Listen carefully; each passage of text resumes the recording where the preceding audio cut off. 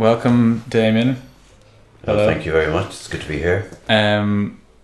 Today's topic is about addiction and alcoholism. Would you like to introduce yourself? Right. Okay. So my name is Damian, and in terms of the topic of addiction, I remember when I was 25 giving up cigarettes because I resented addiction. So I think that idea was always in my mind. I resented addiction.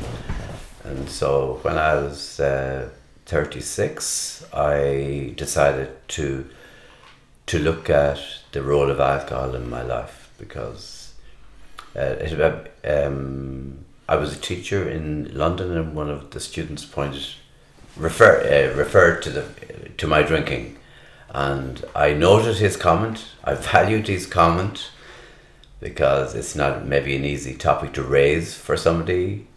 So I recognised that, and luckily on a trip to Ireland one time I met a man who had finished a 12-day meditation course dealing with craving and aversion, and straight away it jumped out of me, craving for alcohol, and we kept in touch. He gave me information about the meditation course that he did, and I ended up doing it 6 months later. So I know that on the 14th of April 1992 was the only possible day that I might have had a drink. I mean, I didn't drink alcoholically all the time, but I went to the UK to Hereford to begin that meditation course. So that was, I suppose, the acknowledgement of the addiction, the acknowledgement of the addiction to alcohol. And when was the first time that you drank? I drank when I was 16, and the results of the equivalent of the junior cert. Went to a local town. I was with two other guys from my class, and I remember drinking Carlsberg, and one of the guys had poutine, and that was it. That was the kickoff for my drinking. And what did alcohol do for you?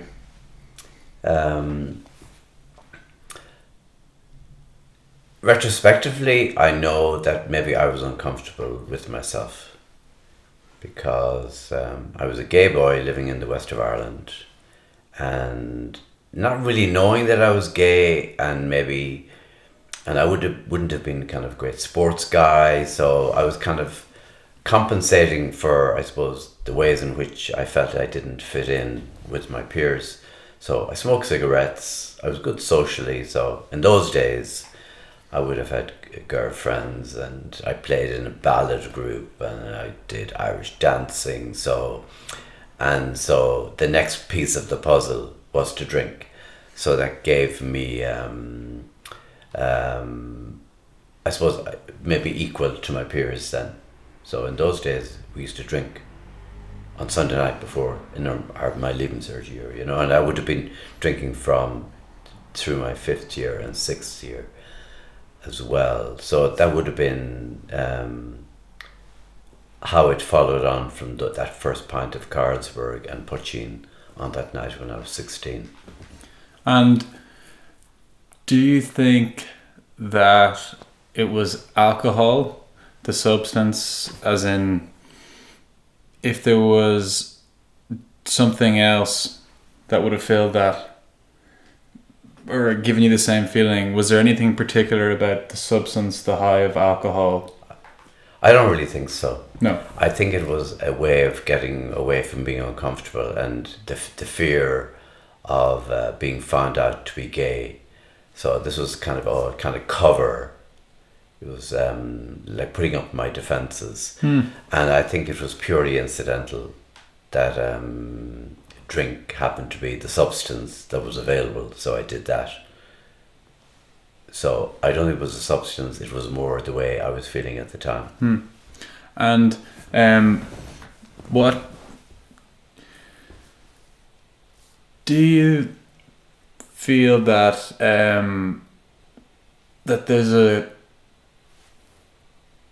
was it normal, like as being 16 in Ireland, drinking is not seen as, it's not like oh, don't do that.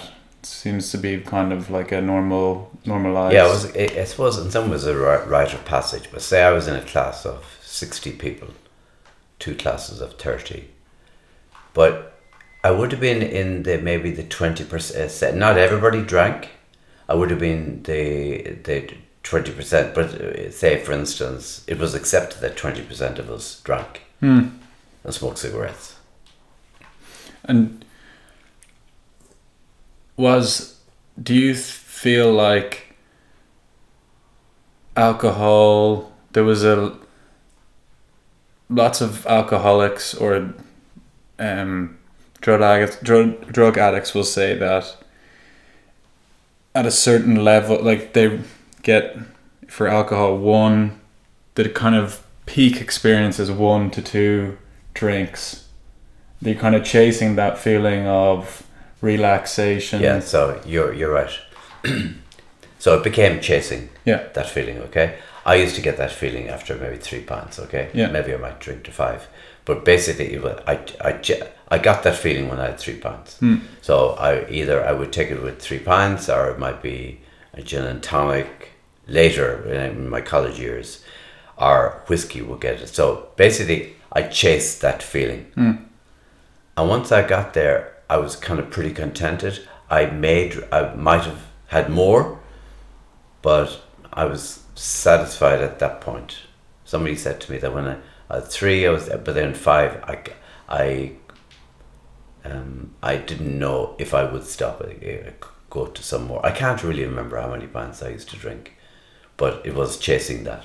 There's one of my favorite artists is The Doors, and Jim Morrison, The Doors lead singer and lyricist, was a full-blown alcoholic, died at the age of 27, and one of his lyrics in his songs is, out there on the perimeter we were stoned immaculate. Basically that when he got himself so hammered, he felt sort of nothing could he just felt that life couldn't get to him or couldn't touch him. And was there a kind of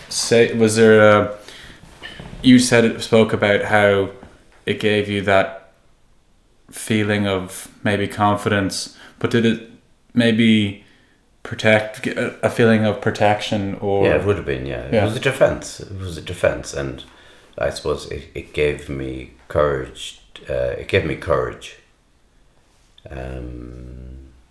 I suppose to do whatever I wanted. I suppose to say wherever I wanted. So it definitely gave courage, and it was like it was a protection and gave me courage. And when was it that you, because I feel like there's that period, and a lot of people who have substance abuse issues talk about this, where it kind of works. Was there a period of time where it actually kind of, not that it worked, but that it gave you the results without too many negatives? Yeah, I now that you asked me the question, I can answer, but I've never considered it before. I would think that, so I was 16 when I started, and then I qualified as a teacher, I think when I was 22 or 23. And then I think at that point I felt it was affecting my life in a negative way. I suppose maybe because I was a student, there were no kind of boundaries around that life. But there were requirements for turning up for work and turning up capable of delivering the education that those students came to school for, the education that their parents sent them to school for. And I think it was at that point that I felt it started to be a problem. And did you notice your behavior towards other people? Did you notice that you didn't like how you were showing up to work? What was the indicator? Right, the indicators, well, I was prone to anger, more than was acceptable. So anger would have been one, and justified anger. And of course, because I had to have a hangover, I was struggling to I didn't have the energy to work, and I suppose tiredness, all the effects of, and the depressive effects of alcohol as well. So all of those things were present in on many days when I was working. And did you have the internal realization, or did someone else's responses to you stimulate like a response that you recognized that something was No, up? I think it was within myself. I knew that this. I knew something was wrong. I couldn't really at that stage. I couldn't have I think maybe articulated that drink was causing a problem. I knew that my kind of behavior and my functioning was problematic, but I didn't relate the two. And what was the dialogue at the time around addiction like? Was it like, how did you frame what was happening to you? Well, we didn't use the word addiction. Yeah. I don't remember the word addiction being used. So how did I frame it? Well, I know that after school we used to go into town, and there was a happy hour then, so you couldn't drink from 2:30 to 3:30. So we went to Bewley's, and then at 3:30 we hit the pub, and drank. Then ask me that question again. The terminology, the how did you frame what was happening to you at that time? I don't think I framed it. I think I believed that this was just the way everybody lived. Yeah, I didn't question it. I didn't see it as abnormal. This was, well, of course, I gravitated towards people who drank like I did. So then it was seen to be normal. So I wouldn't have had that perspective of looking at it as a problem. And when you were going out to drink, was there a goal in mind? Like, did you think, I'm going to have a couple of drinks? Or what was your mindset towards? No, the goal is very clear. The goal is to get drunk. And was there any... Did you have any limit? Like, did you have anything in your brain saying, well, I'm going to try to get to a certain... No. Generally speaking, no. I just, when you take one drink, then you want another.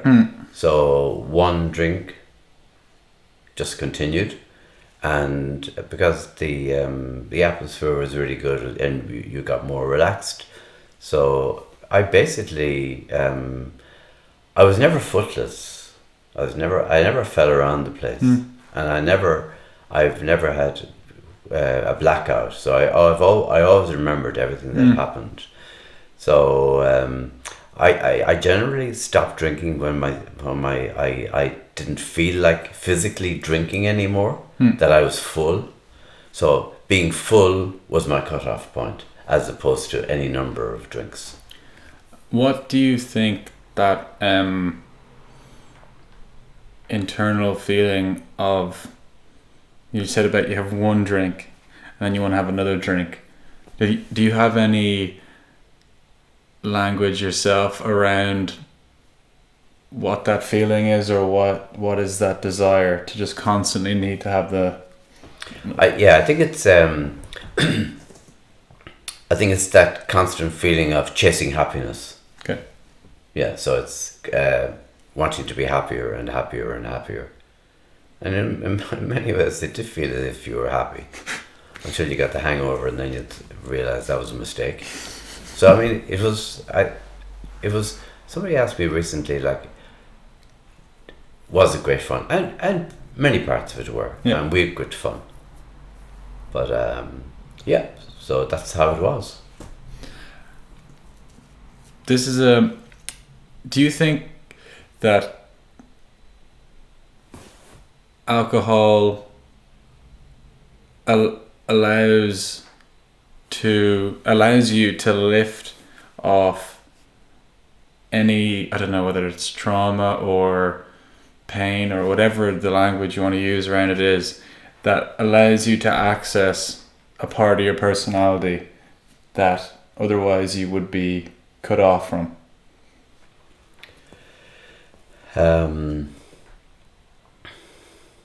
No, not really. I don't get access to any part. I mean, I did it as a defense mechanism. But what, I don't think I don't think it allowed me to access any part of my personality that I couldn't access by myself. But okay, so I'm gonna phrase just a little bit differently, because you're talking. Okay, defense mechanism. What is the defense?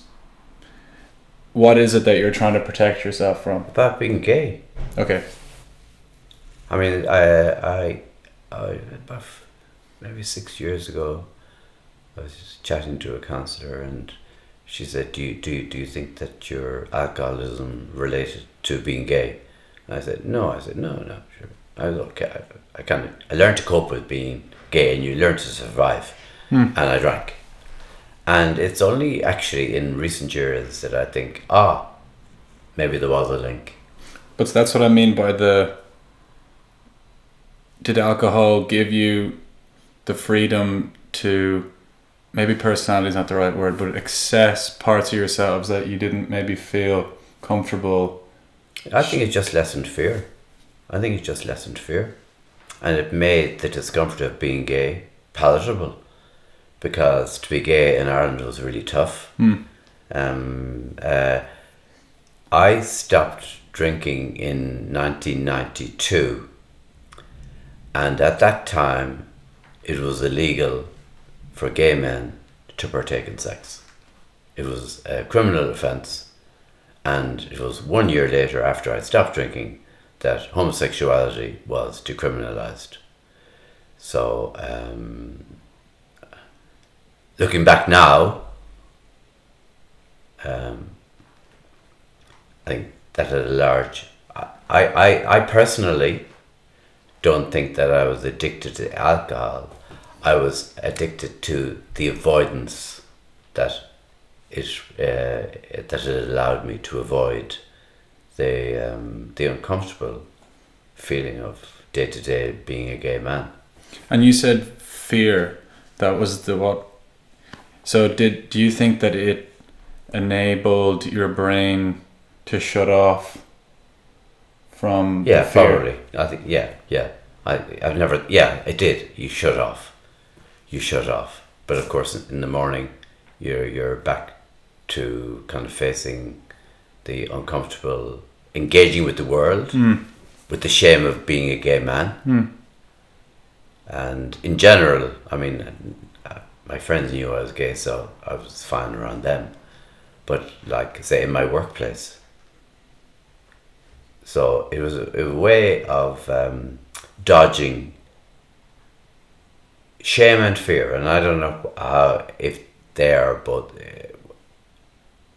if one is stronger than the other. And both of those, I think, shame and fear. They're very powerful emotions, I think. Yeah. And there's kind of a feedback loop that can happen where, you know, as you said, it fixes the problem when you drink. What do you think that it increases, as in the more you do it, that it actually increases the emotion's impact on you the night after? Does that compound over time?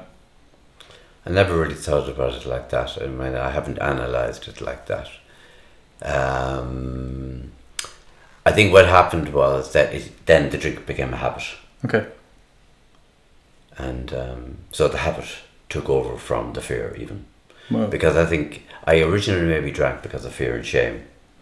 And but then it became a habit. So I would say that it was less to deal with fear and shame, and more that habit of drinking to get drunk took over. There's another one of my favorite musicians, Jerry Garcia from the Grateful Dead. He was a heroin addict before he died of a heroin overdose. And what he said was, he said that his addiction to heroin made life's problems just, when can I get my next hit? That was the only thing that he had to think about. Yeah. Can you relate to Absolutely relate to that. Absolutely.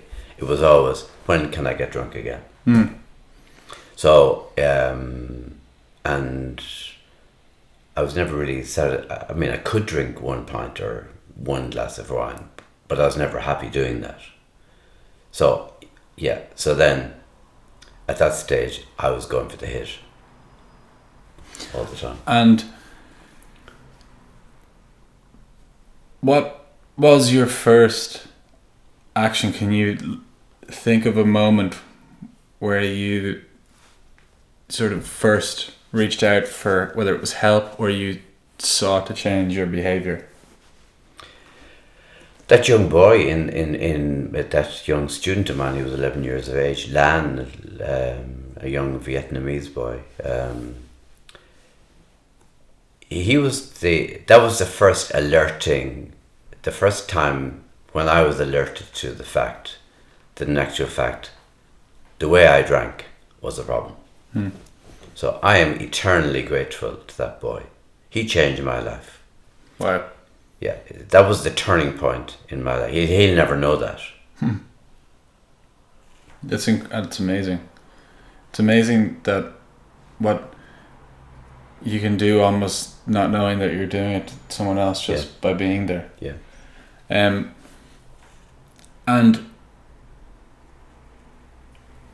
what were the first steps that you took, or did you quit entirely, or did you try the kind of moderation? The worst steps, okay.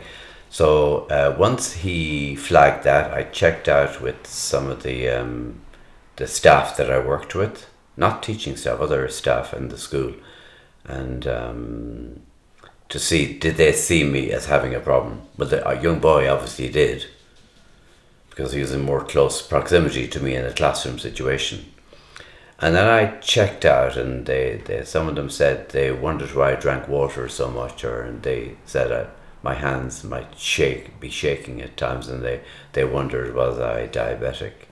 So then what I did is I stopped drinking before a working day. I would not drink before a working day, but I still wanted to drink a little bit on Sunday afternoon.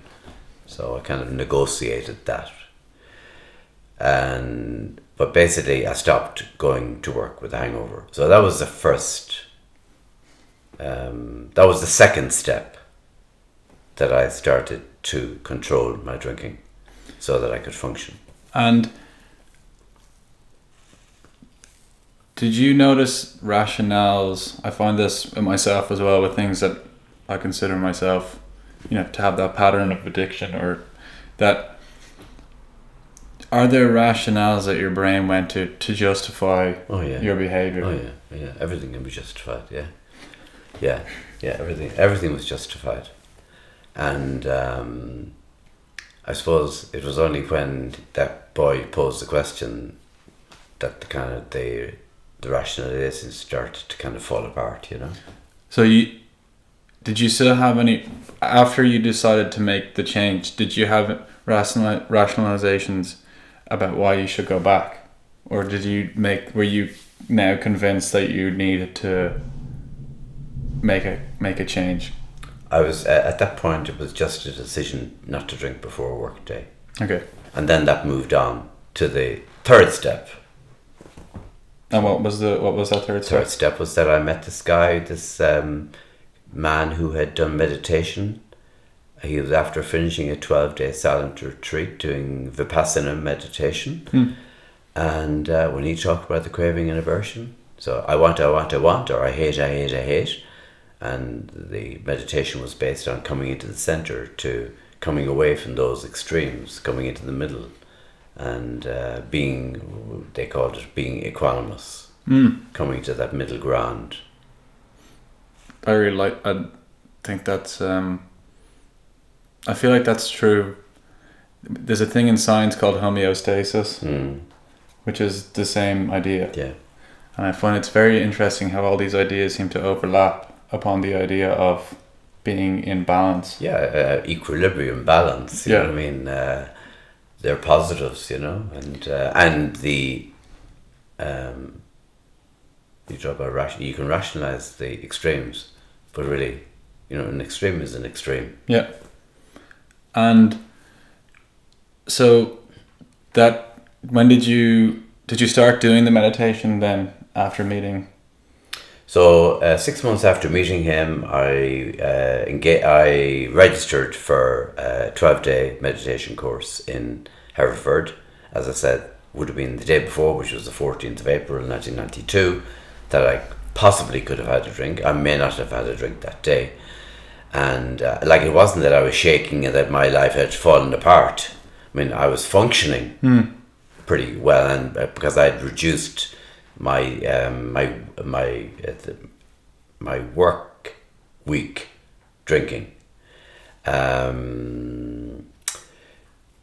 So then I did that meditation course, and the meditation, one of the basic principles of it is becoming powerless. So I was powerless over, drink or whatever it is, and when I just totally surrender, then I don't have to fight the addiction. I don't have to fight the craving. And then my life calmed down, and during them, I suppose people talk about a kind of spiritual experience.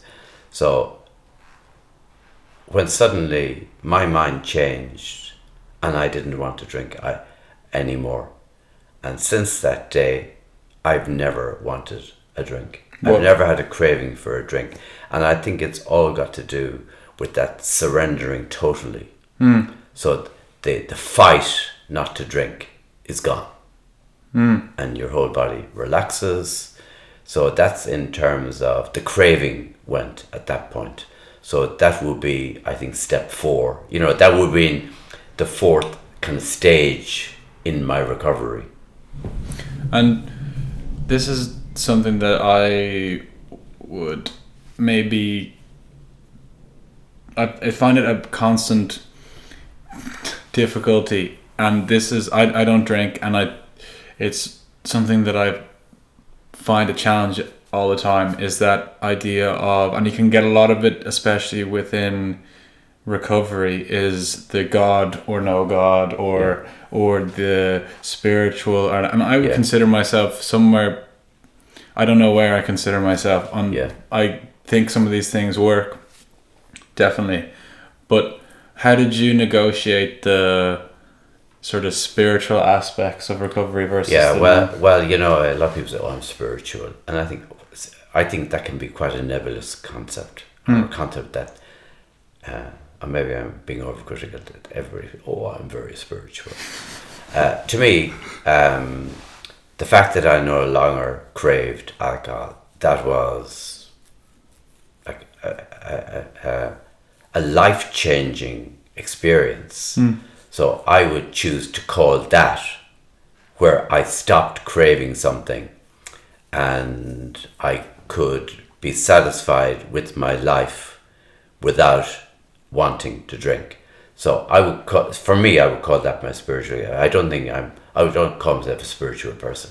I don't think like that. What is spiritual, anyways? So I don't have a concept. I mean, people, I think, compose their own concept of spirituality. So then the next thing you asked about the God thing. So I'm an atheist, so I don't have a concept of God. But I have a concept that I got from that meditation of being powerless. Of course I have power in my day. I plan my day. I'm here because I've decided to be here. I knew a few days in advance that we were going to be talking today. So of course, you know, I planned that. But things could happen that could have thrown this off, you know? Yeah. Like we're sitting here and I can hear the thunder outside. No, I don't have power over the thunder, so the thunder is happening. So I recognize that things happen that I don't control. So that for me is my acknowledgement of being powerless. So as in, can I just jump in there, because I find that really interesting. And when you say that what in your mind now as an atheist, what are you surrendering to? To life. To life. To today. Okay. I'm surrendering. Hey, for me, it's not rocket science. I'm just surrendering, and I control the aspects of my life that I can. I go with the flow, and that's it. I take I take whatever comes in the day, and I try to deal with it as best I can. Some of the things that happen are negative. They can be, I don't know, if somebody insults you or something like that, or if somebody's rude in a shop, or somebody's abrupt. They're things I can't control. So what I do is I constantly, like, if I catch it, I just accept. I accept that person has behaved. I don't maybe agree that they should have done that, but I accept the fact that it has happened. I have no control over it, so I'm not going to react to it, because that's the other side of the craving. That's the I hate. The rejection, this constant rejection of something that you don't like. So I'm constantly getting to the place, I try to constantly get to the place of acceptance.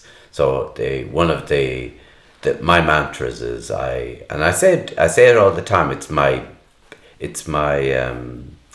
a basic truth in my life. I say, help me to accept. I know it's a prayer, but I don't use it as a prayer. I use it for what the words mean.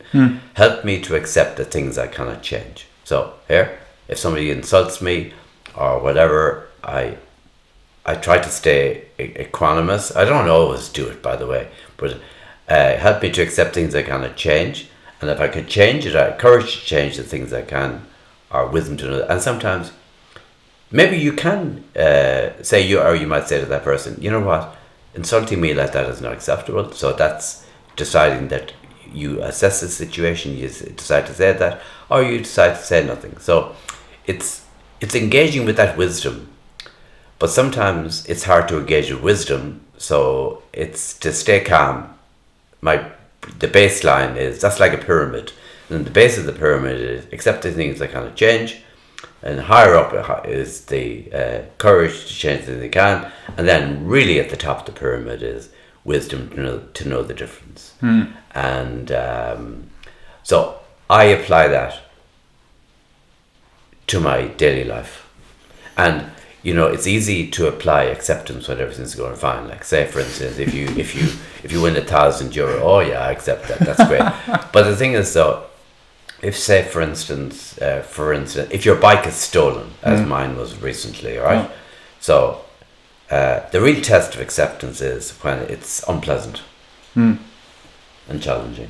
And so, where I stand on this is, I kind of have the maybe it's a more Eastern philosophical view in it, that there's a saying, I don't know where it comes from, but it says that it's better to be an atheist than to be like a false believer or something. I'm very much I'm not a believer in things. Maybe it's my scientific, I like to test things and see if they work for me.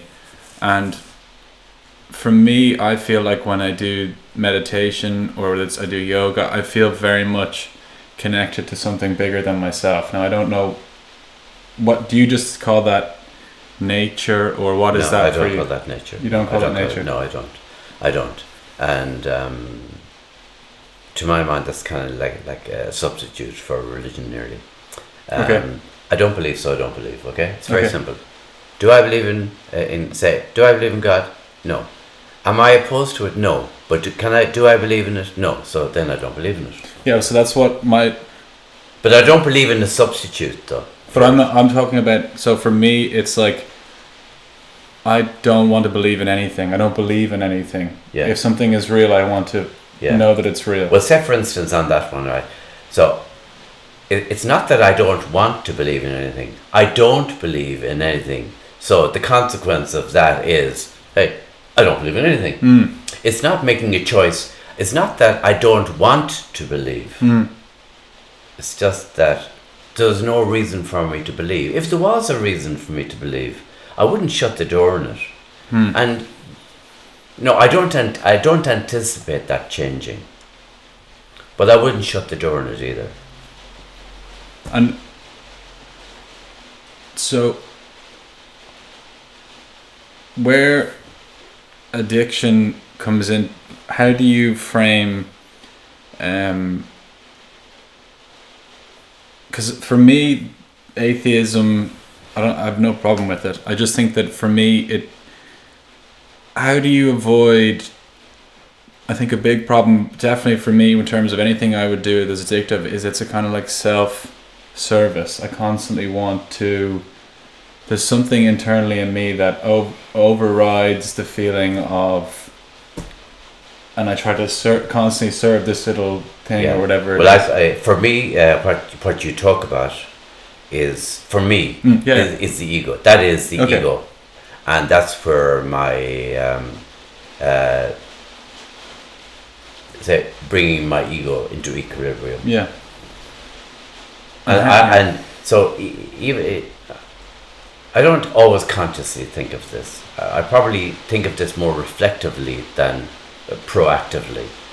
But, in my actions, I consider, is my action serving my, is it because of my ego that I'm doing it, or am I doing something for altruistic reasons? I think, and I learned this in the meditation as well, that the more, and it's purely one view, by the way, that sublimating the ego gives you more freedom. It's a bit like surrendering all your power gives you all the power that you need because you're no longer fighting. And to me, sublimating the ego frees me, it makes me free. So I'm not motivated by agendas within my head. It's not the agendas of my ego dictating how I behave. So I think I believe I'm pretty authentic. I don't think there's times when maybe I'm not authentic, but generally speaking, I am authentic. Yeah. And I know somebody who talks about, I do my best, and I don't think I haven't got the solution, and I'm not living the perfect inspired life every day. But you know what? I'm doing my best. Yeah, you can't really. I don't think you can ask for too much more. That's a great way to be. And do you think that there is a normalization, especially in Ireland, around alcohol and addiction? Are people's behaviors? As a society, do we just accept and maybe normalize it to an extent that's not healthy? I think so, yeah. Well, I think it's seen as a normal part of life, so it's very difficult, I think, for people who choose not to drink or choose not to take drugs or whatever, because to drink and to take drugs is a normal part of life, and it's very difficult to step outside that. I was at an event recently where a group of people, and I think 95% of them chose to have a drink, just having a drink, okay? And so I was one of the 5%, myself and another guy, we weren't drinking. But the thing is, the fact that we were 5% and they were 95%, that means that drink is is a normal part. It seems to be a normal part, and I'm sure that comes with pressure as well. And then the next part of that is, say, the people who took that drink, how many more drinks did they have, and where did it lead them, And say, for instance, what percentage of them ended up getting drunk that day because they took one drink after, as I did in the past. So, and I think it seems to be quite normal to take another drink and another drink and another drink. And people seemed, if you walk through the city at night, not everybody, but quite a lot of people are probably more drunk than is possibly normal. So they're not. They've left. They've left that place of because the drink or whatever they've taken is now dictating how they behave. So they're, to my mind, they're no longer behaving as themselves. So where if you meet me in the city at night, I'm behaving like myself because nothing has changed who I am. Yeah. Except maybe my experiences of how I'm feeling, or if the situation I'm in is happy. But like I'm always going to be Damian, who I'm not. So I go to every situation without any alteration, without any chemical alteration to myself.